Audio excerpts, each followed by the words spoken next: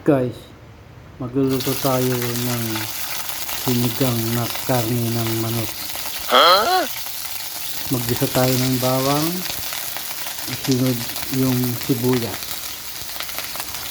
Halo-haloin guys hanggang sa maluto yung bawang saka sibuyas.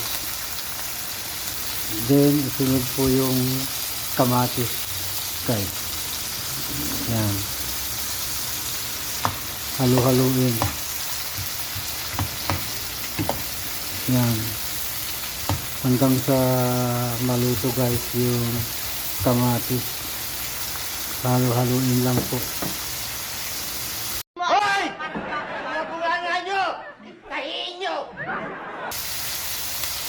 Ayan. Tapos ilagay na yung karne ng manok. Mga 4 na piraso lang yan guys.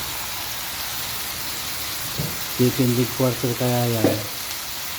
Kaya ating luluto ng sinigang. Ayan guys. Naisipan nyo naman. Lagyan natin siya ng paminta.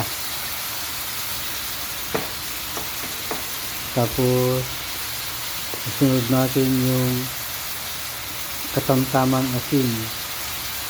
Yan guys, katamtamang asin. Ganyan lang guys ang magluto ng sinigang. Konting lang kaalaman para tayo ay makapagluto ng sinigang. Kailangan natin pag-aralan kung paano. Nakakahiya na hindi ka nag-aral.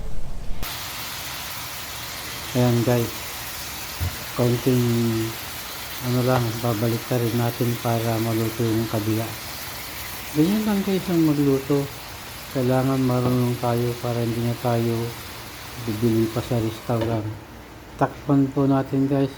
Lutuin natin ng ilang minuto. Yan. Medyo naluto na. Lagyan natin ng tubig guys para mapakuluan natin ng ilang minuto pa. Ayan. Takpan po natin. Ayan guys. Tignan nyo. Mayroon akong inihalong talong saka okra. And then huwag niyong kalilimutan guys na lagyan ng konting asim kahit na vinegar para masarap siya. What? Bro, what are you talking about, man? Ayan guys, pakuluan pa muna natin ng ilang minuto pa para maluto siya ng mabuti. Diba? Ang sarap kaya yan guys.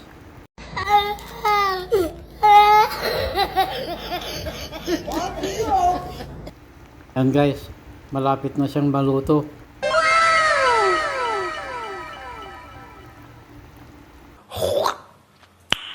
Nice. Yummy guys!